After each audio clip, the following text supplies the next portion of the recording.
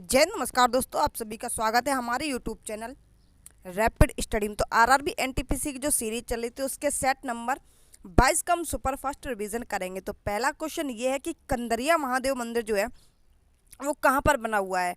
तो ये एमपी के खजुराहो में बना हुआ है। ठीक है, खजुराहो मंदिर जो है मतलब खजुराहो भी मंदिर के ही रूप में आते हैं और उन्हीं का एक हिस्सा है कंदरिया महादेव मंदिर। खजुराहो मंदिर का निर्माण किसने किया था? तो राहो और चंदेल।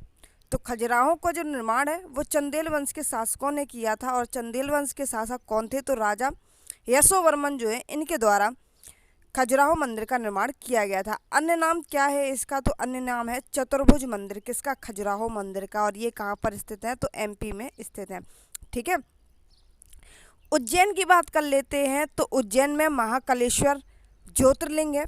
ठीक है, और यहीं पर संदीपनी आश्रम स्थित है। कहाँ पर? उज्जैन में। देवास की बात कर लेते हैं। यहाँ पर नोटों की प्रेस है देवास में। और नवग्रह मंदिर जो है वो भी यहीं पर है देवास में। देवास में जो बैंक नोट प्रेस है और ये और अन्य किसकी जगह पर है? तो ये महाराष्ट्र के नासिक में है, कर्नाटक के मैसूर में है और पश्चिम बंगाल के सालबोनी में नोटों की प्रेस है, मतलब जहाँ पे नोट की छपाई होती है। एमपी के अन्य मंदिरों की बात कर लेते हैं।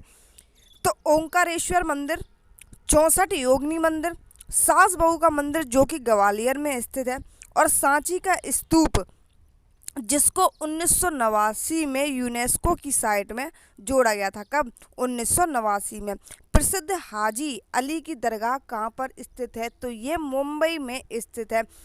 हैदराबाद में क्या स्थित है? तो चार मीनार स्थित है जिसकी ऊंचाई 48 मीटर है। और 1591 में कुली कुतुब शाह के द्वारा चार मीनार का निर्माण किया गया था। इसकी हाइट पूछी जाती है तो 48 मीटर इसकी हाइट है चार मीनार की। दिल्ली की बात कर लेते हैं। तो निजामुद्दीन औलिया की दरगाह जो है ये दिल्ली में स्थित है। ठीक है, निजामुद्दीन औलिया ने कहा था कि दिल्ली अभी दूर है। ठीक है, मोइनुद्दीन चिश्ती की दरगाह जो कि अजमेर में स्थित है। सलीम चिश्ती की दरगाह ये फतेहपुर सीकरी में स्थित है। मक्का मस्जिद जो है ये हैदराबाद में स्थित है। ताज उल मस्जिद की बात कर लेते हैं, ये भोपाल में स्थित है।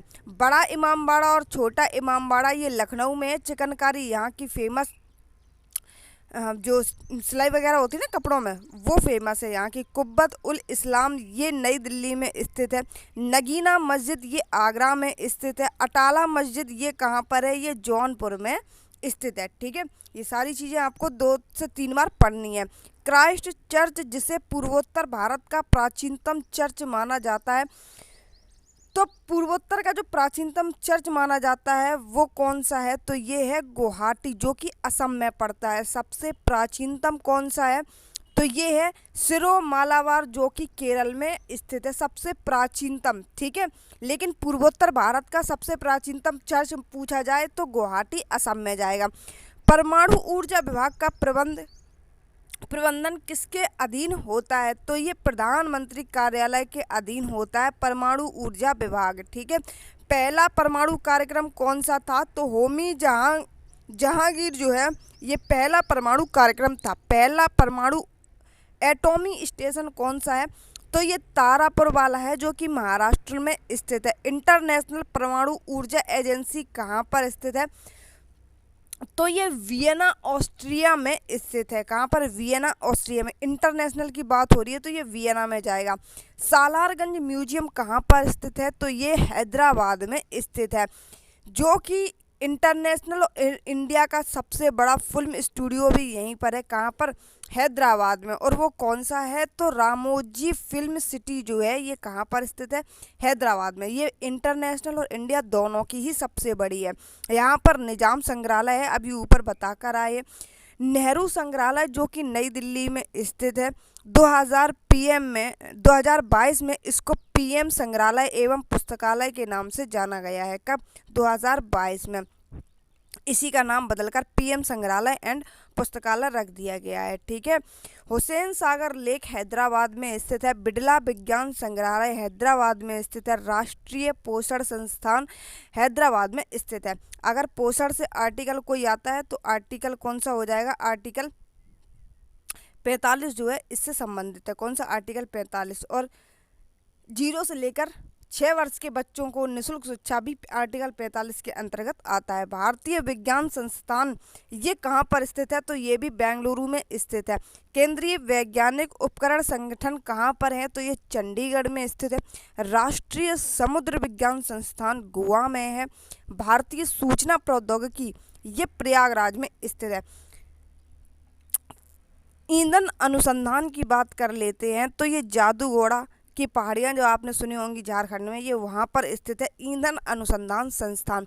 वॉलीबॉल में स्पाइक को किस नाम से जाना जाता है? तो वॉलीबॉल में स्पाइक जो है वो स्मैश के नाम से जाना जाता है।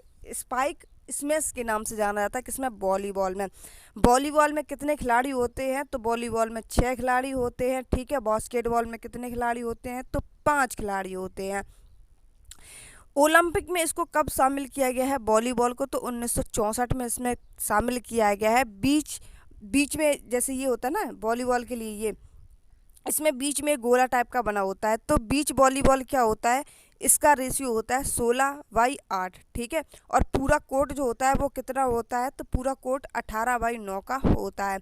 नेट की ऊंचाई कितनी होती है? तो नेट की ऊंचाई जो है वो मेल के लिए 2.43 मीटर होती है, जबकि फीमेल के लिए 2.24 होती है। ठीक है।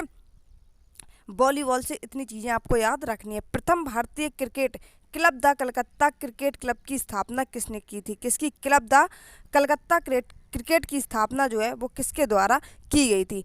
तो ये 1972 में इसकी स्थापना होती है। और भारत का अपना पहला खुद का कब बनता है? तो 1848 में बनता है। ओरिएंटल क्रिकेट क्लब कौन सा बनता है? ओरिएंटल क्रिकेट क्लब जो है ये भारत का पहला खुद का था। लेकिन club the Calcutta cricket club ये 1792 में इसकी स्थापना होती है। ठीक है। जो कि भारतीय क्रिकेट क्लब की, ठीक है, प्रथम जो पहला खोला गया था। फुटबॉल का पहला क्लब कौन सा था? तो मोहन बागान था, जो कि 1889 में खोला गया था। और हॉकी का पहला क्लब कलकत्ता में खोला गया था। कब? 1885 में। भारतीय इतिहास में किसे बादशाह खान कहा जाता है? तो खान अब्दुल गफ्फार खान को बादशाह खान की उपाधि दी गई थी। इन्हें लाल कुर्ती आंदोलन के लिए जाना जाया था, जो कि 1930 में हुई थी। लाल कुर्ती आंदोलन कब हुई थी? 1930 में। खुदाई खिदमतगार इन्हीं को कहा जाता है, खान अब्दुल गफ्फार खान को। इन्हें पहले विदेशी थे जिन्हें भारत रत्न मिला था। और कब मिला था? तो 1987 में मिला था। Grand old man of India के नाम से किसको जानते हैं? तो दादा भाई नौरोजी को जानते हैं। आधुनिक युग की मनु किसको कहा जाता है? तो आधुनिक युग के मनु जो है वो भीमराव अंबेडकर को कहा जाता है। आचार्य कौन थे? तो विनोबा भावे जो है इनको आचार्य कहा जाता था। गुजरात के पिता किसको कहते हैं? तो रविशंकर को कहते हैं, जो कि सितार वादक हैं।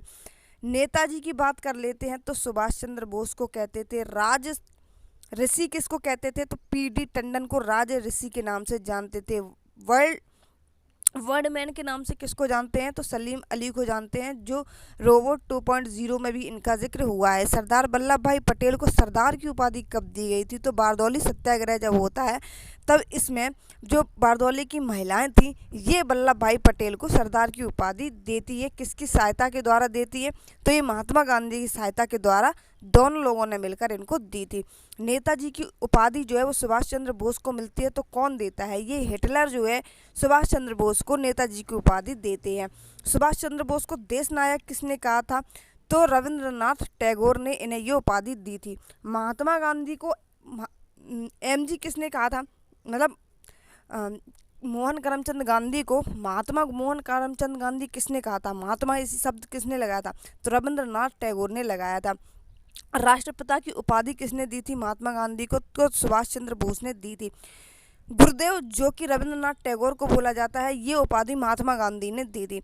अजात शत्रु और देवरत्न ये किसको कहा जाता है? तो राजेंद्र प्रसाद को ये कहा जाता है। और दोनों ही उपाधियां जो हैं वो गांधी जी ने इनको दी थी राजेंद्र प्रसाद को। ठीक है। जो कि भारत के प्रथम राष्ट्रपति के रूप में भी इन्होंने कार्य किया है, डॉक्टर राजेंद्र प्रसाद ने। राजा की उपाधि किसको दी गई थी? तो राजा राम मोहन राय। इन्हें जो राजा की उपाधि है वो अकबर द्वितीय के द्वारा दी गई थी। किसको? राजा राम मोहन राय को। विवेकानंद को स्वामी विवेकानंद जो स्वामी विवेकानंद हैं, इन्हें विवेकानंद की उपाधि किसने दी थी? तो खेतड़ी के महाराजा ने दी थी। देशद्रोही या अर्धनग्न फकीर के नाम से किसको जाना जाता है? तो ये गांधी जी को जाना जाता है। ये किसने कहा था इन्हें? तो चर्चिल ने कहा था। अर्धनग्न फकीर कौन थे? तो महात्मा गांधी। और देशद्रोही भी कौन थे? तो महात्मा गांधी। और राष्ट्रपिता के नाम से किसको जाना जाता है? तो महात्मा गांधी। और महात्मा के नाम से किसको जाना जाता है? तो महात्मा गांधी को जाना जाता है। किस वास्तुकार ने मुंबई में स्थित गेटवे ऑफ इंडिया को डिजाइन किया था? तो जॉर्ज बिटेट जो है, इन्होंने 1911 में जब जॉर्ज पंचम भारत आया था, किसके साथ में? तो क्वीन मैरी के साथ में आए थे। तब इन्होंने जो है इंडिया गेट जो है वो इनके ही स्वागत में बनाया गया था। ठीक है। गेटवे ऑफ इंडिया, कौन? Gateway of India. ठीक है। गेटवे ऑफ इंडिया जो है वो जॉर्ज बिटेंट के द्वारा बनाया गया था, लेकिन इंडिया गेट जो है, जो कि दिल्ली में स्थित है, ये लिथुअन्स के द्वारा बनाया गया था। किसके? दोनों ही चीज़ें अलग अलग हैं। एक गेटवे ऑफ इंडिया है और एक इंडिया गेट है। राम मंदिर का डिजाइन किसने बनाया है? तो चंद्रकांता ने बनाया है। चंद्रकांत ने। ठीक है। इन्हें पद्मश्री कब मिला है? तो 2025 में सोमपुरा को जो है वो पद्मश्री से सम्मानित किया गया है। स्टैचू ऑफ यूनिटी जो कि सरदार वल्लभ भाई पटेल जी की मूर्ति इन्हीं के द्वारा डिजाइन की गई थी, जिनको लौह पुरुष के नाम से जानते हैं। वो है रामवीर सुतार। कौन? रामवीर सुतार।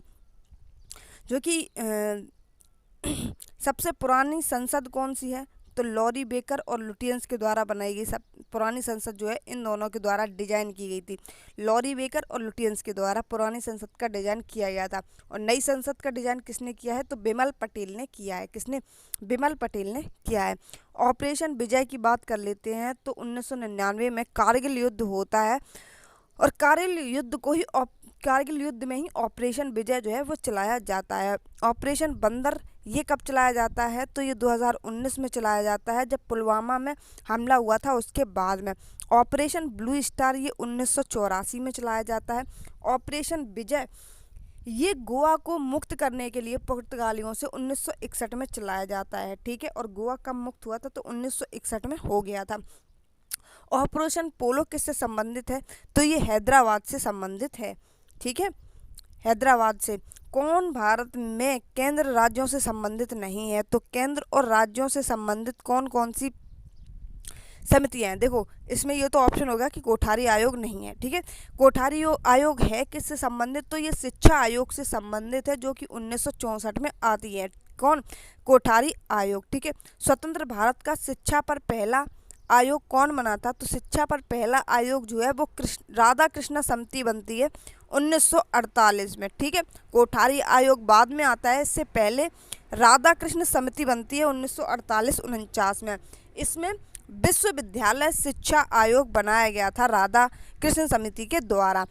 राष्ट्रीय ज्ञान आयोग की बात कर लेते हैं, तो इसके अध्यक्ष जो हैं वो सैम पित्रोदा हैं। किसके लिए? राष्ट्रीय शिक्षा आयोग के अध्यक्ष कौन है? तो सैम पित्रोदा हैं। शिक्षा की जगह ज्ञान भी बनकर लिखकर आ सकता है। नवीन शिक्षा नीति किसके अकॉर्डिंग चल रही है? तो नवीन शिक्षा नीति जो है वो 1986 में आई थी। नई शिक्षा नीति कब आई है? तो ये 2020 में आई है। किस समिति के द्वारा? तो कस्तूरी रंजन समिति की सिफारिश पर ये 2020 में न्यू पॉलिसी एजुकेशन NPE जिसको कहते हैं। ठीक है। न्यू पॉलिसी एजुकेशन ये कब आता है? 2020 में आता है। और नवीन शिक्षा नीति कब आती है? 1986 में। भ्रष्टाचार निरोधक संस्था के अध्यक्ष कौन होते हैं? तो ये होते हैं लोकपाल। कौन? भ्रष्टाचार निरोधक संस्था के अध्यक्ष को क्या कहते हैं? तो लोकपाल कहते हैं। और लोकपाल का जो वर्णन है वो किस संविधान के कहाँ से लिया गया है? तो ये स्वीडन से लिया गया है। कहाँ से? स्वीडन से। ठीक है। और लोकपाल का जनक भी किसको कहते हैं? तो स्वीडन को ही कहते हैं। लोकपाल के लिए पहली बार बात किसने की थी? तो प्रशासनिक सुधार आयोग ने इसकी जो बात है वो 1966 में की थी। किसकी? लोकपाल की। और लोकपाल कहाँ से वर्ड लिया गया है? तो ये स्वीडन से लिया गया है। ठीक है। लोकपाल और लोकायुक्त अधिनियम ये कब आता है? तो ये 2013 में आता है, जिसमें लोकपाल के पहले अध्यक्ष PC घोष बनते हैं। और वर्तमान समय में लोकपाल के अध्यक्ष अजय मणिकर हैं। इनमें सदस्यों की संख्या 9 होती है। 8 जो सदस्य हैं वो अन्य होते हैं और एक जो है वो अध्यक्ष होता है। ठीक है, लोगो क्या है इसका लोकपाल का, तो प्रशांत मिश्रा इसका लोगो है, किसका, लोकपाल का। दल बदल विरोधी कानून कब आता है, तो ये 1985 में आता है, जो कि 10वीं अनुसूची में जोड़ा गया था। ठीक है, कब, 10वीं अनुसूची में दल विरोधी कानून आता है। किस धार्मिक समुदाय को 30 जनवरी 2024 को भारत सरकार द्वारा अल्पसंख्यक का दर्जा दिया गया था, तो 2014 में जो है वो भारत सरकार के द्वारा अल्पसंख्यक का दर्जा जो है वो जैन लोगों को दिया गया था, जिनकी भाषा कौन सी थी, तो प्राकृत जो इनकी भाषा है वो थी किनकी, जैन लोगों की। और बौद्ध लोगों की कौन सी थी, तो पाली उनकी भाषा थी। ठीक है, जो उपदेश दिए थे यहाँ पर महावीर स्वामी ने दिए थे और वहाँ पर महात्मा बुद्ध ने दिए थे। ठीक है, किसमें, पाली और प्राकृत में। 23 अक्टूबर तक की बात कर लेते हैं, तो 23 अक्टूबर तक जो अल्पसंख्यक समुदाय को दर्जा जो है वो मुस्लिम, ईसाई, सिख और बौद्ध और पारसियों को मिल गया था। 2014 में जैन लोगों को मिला है। माइनॉरिटीज़ की बात कर लेते हैं। ठीक है, माइनॉरिटीज़ के अनुच्छेद किसके अंतर्गत आते हैं, तो 29 और 30 के अंतर्गत जो है वो माइनॉरिटीज़ आते हैं। IRTC की फुल फॉर्म क्या होता है, Indian railway catering and tourism corporation. क्या होता है, Indian railway catering and tourism corporation, जिसकी स्थापना 1999 में होती है। और ये किसके लिए बनाया गया था, तो ये यात्रियों की आवश्यकता और टिकट बुकिंग के लिए ये IRCT बनाई गई थी। IRFC क्या है, ये 26वीं नवरत्न कंपनी है। कौन सी है, 26वीं नवरत्न कंपनी है, जो कि इंडियन रेलवे फाइनेंस कॉरपोरेशन है। इसकी स्थापना 1986 में होती है, IRFC। अब वर्तमान समय में कितनी नवरत्न कंपनियां हैं, तो 26 नवरत्न कंपनियां हैं। ठीक है, कोलकाता मेट्रो की वाणिज्यिक सेवाओं का शुभारंभ कब किया गया था, तो इसका शुभारंभ जो है वो 1984 में किया गया था। कब, 1984 में। 2010 में कोलकाता मेट्रो को भारत का रेलवे जोन बनाया गया था। कब, 2010 में कोलकाता मेट्रो को भारत का रेलवे जोन बनाया गया था और वाणिज्यिक सेवाओं का शुभारंभ 1984 में होता है। दिल्ली में जो मेट्रो का शुभारंभ है वो अटल बिहारी वाजपेयी के द्वारा किया जाता है। कब, जब ये प्रधानमंत्री के पद पर थे। कब, 2002 में। ठीक है, और दिल्ली मेट्रो जो कि DMRC के द्वारा पूरा इसका कारोबार संभाला गया था। इसकी स्थापना जो है DMRC की 2005 में होती है। मेट्रो मैन ऑफ इंडिया के नाम से किसको जानते हैं, तो E श्रीधरन को मेट्रो मैन ऑफ इंडिया के नाम से जानते हैं। सिंगरेनी खदानें कहाँ पर स्थित हैं, तो सिंगरेनी खदानें जो है ये तेलंगाना में स्थित है, जो कि कोयले की खदानें हैं। पश्चिम बंगाल में रानीगंज, जो कि मूवी भी बन चुकी है इसके ऊपर। मध्य प्रदेश में सिंगरौली की खदानें हैं। महाराष्ट्र में वर्धा की घाटियां हैं। तमिलनाडु में नवेली है। उड़ीसा में तालचेर की खाने हैं। झारखंड की बात कर लेते हैं, तो सबसे ज़्यादा यहीं पर खाने हैं। बोकारो की खाने, झरिया कोयला क्षेत्र, झरिया जो है वो कोयला का क्षेत्र माना जाता है। छत्तीसगढ़ की बात कर लेते हैं, तो कोरबा और कुसमुंडा क्षेत्र जो है वो छत्तीसगढ़ में स्थित है। कोयला उत्पादन में फर्स्ट में कौन है, तो कोयला उत्पादन में फर्स्ट में जो झरिया कोयला है क्षेत्र है यही है। सबसे ज़्यादा यहाँ पर कोयला का उत्पादन होता है। ठीक है, अगर पूछा जाए स्टेट कौन सा है, तो झारखंड आएगा। उसके बाद में कौन है, तो उड़ीसा आता है उसके बाद में, और उसके बाद में छत्तीसगढ़ आता है। ठीक है, रबी और खरीफ मौसम के बीच का मौसम क्या कहलाता है, तो फसलें 3 ही होती हैं, रबी, जायद और खरीफ। ठीक है, रबी की फसलें जो है वो नवंबर और दिसंबर में बोई जाती हैं और मार्च और अप्रैल में काट ली जाती हैं। जैसे गेहूँ है, जौ है, चना है, सरसों है, मटर है और राई है। ठीक है, कौन कौन से, देखो अभी गेहूँ कटे थे। ठीक है, गेहूँ अभी भी कट रहे हैं, चना भी कटे थे, सरसों भी कटी थी। ठीक है, मटर भी देखना, अब जो पुरानी आती थी अब वो मटर नहीं आती, अब महंगी हो गई मटर। ठीक है, तो मटर जो है वो उसका सीजन चला गया है अप्रैल में। राई, ठीक है, और जौ, ये सभी किसकी हैं, ये सभी रबी की फसलें हैं, जो कि नवंबर दिसंबर में बोई जाती हैं और मार्च अप्रैल में कट कर ली जाती है। खरीफ की बात कर लेते हैं, तो मई और जून में तो इनकी बुआई होती है और सितंबर अक्टूबर में इनको काट लिया जाता है। जैसे धान है, बाजरा है। ठीक है, बाजरा देखो अक्टूबर में इनकी कटाई कर ली जाती है, फिर नवंबर और दिसंबर में जब सर्दियाँ होती हैं तो इनको खाया जाता है बाजरे के आटे को। क्यों, क्योंकि ये गर्म होता है। ठीक है, इसलिए मूंगफली भी तभी आती है सर्दियों के टाइम पर, क्यों, क्योंकि गर्म होते हैं। मक्का भी तभी भूंजा जाता है ठीक है। और धान जो है इसको याद रखना है, खरीफ की फसल में ये आते हैं। क्यों? क्योंकि ये सितंबर और अक्टूबर में इनकी कटाई होती है और मई और जून में जो है इनकी बुवाई हो जाती है। एफडीआई की बात कर लेते हैं, फॉरेन डायरेक्ट इन्वेस्टमेंट। और जायद की फसलें आप सभी को पता है, अभी जो चल रही हैं खीरा, ककड़ी, तरबूज, खरबूज, जितनी भी जो है अभी वर्तमान समय में इनकी ही जो है वो फसल चल रही है जायद वाली, ठीक है।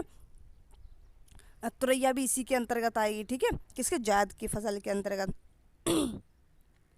फॉरेन डायरेक्ट इन्वेस्टमेंट, इसकी शुरुआत 1991 से होती है। एफपीआई की बात कर लेते हैं, तो फॉरेन पोर्टफोलियो इन्वेस्टमेंट इसका फुल फॉर्म होता है। और एफपीआई को सेबी कंट्रोल करता है, security exchange board of India इसको कंट्रोल करता है। किसको? फॉरेन पोर्टफोलियो इन्वेस्टमेंट को। एफडीआई में पहला राज्य कौन सा है? तो एफडीआई में पहला राज्य जो है वो महाराष्ट्र है, जो कि 2024 में बना था। फेरा की बात कर लेते हैं, तो फेरा जो है ये 1974 में लागू होता है। कब? 1974 में। और फिर 1999 में इसको बंद कर दिया जाता है। और फिर 2000 में जो है वो फेमा आता है। कब आता है? 2000 में जो है, यहाँ पे ये 2000 कर लेना, ठीक है। फेमा को जो है वो 2000 में आता है, जिसको हम फॉरेन एक्सचेंज मैनेजमेंट एक्ट के नाम से हम जानते हैं, ठीक है। 1999 में इसको फेरा को बंद करके फेमा लाया गया था। कब? 2000 में फेमा को इसकी जगह पर लाया गया था, ठीक है। और ये लागू कब होता है फेरा? तो ये 1974 में लागू होता है। प्रत्यक्ष कर की बात कर लेते हैं, तो इनकम टैक्स जो है और निगम कर, संपत्ति कर और व्यापार कर, ये प्रत्यक्ष कर के अंतर्गत आते हैं। किसके अंतर्गत? प्रत्यक्ष कर के अंतर्गत, ठीक है। भाषाओं की 2011 की जनगणना के अनुसार भारत में दूसरी सबसे अधिक बोली जाने वाली भाषा कौन सी है? देखो, सबसे पहले नंबर पर है हिंदी, दूसरे नंबर पर है बंगाली, तीसरे नंबर पर है मराठी और चौथे नंबर पर है तेलुगु और पाँचवें नंबर पर है तमिल। पहले पर हिंदी जाएंगे, दूसरे पर बंगाली, तीसरे पर मराठी, 3 तक याद रखेंगे, कन्फर्म, इतना काफ़ी है।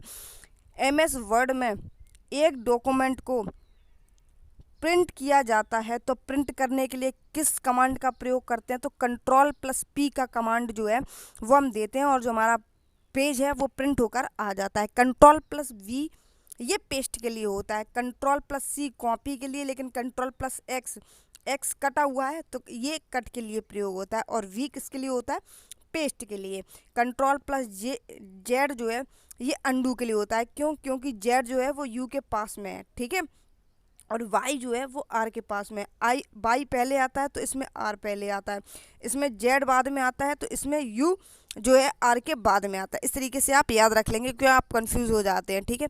तो Ctrl+Y तो रीडू जाएंगे और Ctrl+Z तो अंडू जाएंगे, ठीक है। Ctrl+H जो है वो रिप्लेसमेंट का काम करता है। Ctrl+U जो है वो अंडरलाइन का काम करती है। Ctrl+B ये बोल्ड का काम करती है। Ctrl+N न्यू पेज खोलता है या न्यू डॉक्यूमेंट जो भी खोलता है। Ctrl+S सेव का काम करता है। Ctrl+A सिलेक्ट, ऑल सिलेक्ट का उपयोग होता है। Ctrl+K जो है ये हाइपर लिंक का प्रयोग करता है। बाकी मिलते हैं नेक्स्ट वीडियो में, तब तक के लिए जय हिंद, बाय बाय। इसकी PDF आपको हमारे टेलीग्राम चैनल के माध्यम से पहले ही प्रोवाइड करवा दी गई है, तो चैनल को सब्सक्राइब और वीडियो को लाइक ज़रूर कर देना।